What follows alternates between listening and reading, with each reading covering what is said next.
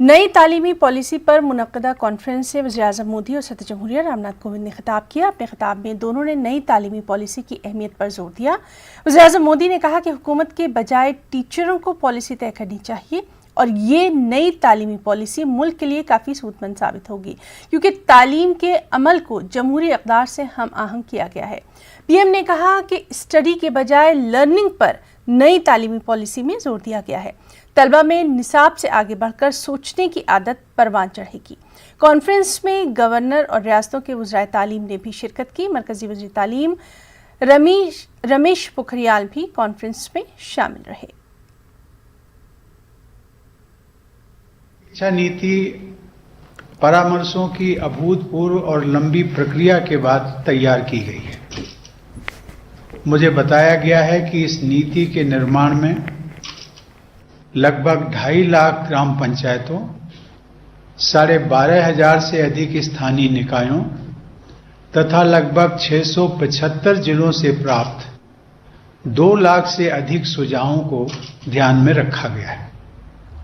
ऐसी राष्ट्रव्यापी तथा विस्तृत भागीदारी के कारण यह शिक्षा नीति सही मायनों में राष्ट्रीय अपेक्षाओं और समाधानों को समाहित करती है।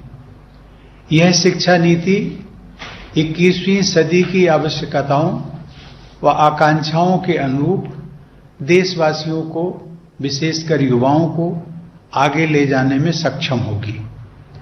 यह केवल एक नीतिगत दस्तावेज नहीं है, बल्कि भारत के शिक्षार्थियों एवं नागरिकों की आकांक्षाओं का प्रतिबिंब है। शिक्षा नीति क्या हो, कैसी हो, उसका स्वरूप क्या हो, ये तय करने के बाद अब देश एक स्टेप और आगे बढ़ा है। अब पूरे देश में राष्ट्रीय शिक्षा नीति को लेकर, उसके इम्प्लीमेंटेशन को लेकर व्यापक विचार विमर्श हो रहा है, संवाद हो रहा है। ये व्यापक विचार विमर्श इसलिए जरूरी है क्योंकि राष्ट्रीय शिक्षा नीति, नेशनल एजुकेशन पॉलिसी सिर्फ पढ़ाई लिखाई के तौर तरीकों में ही बदलाव लाने के लिए नहीं है।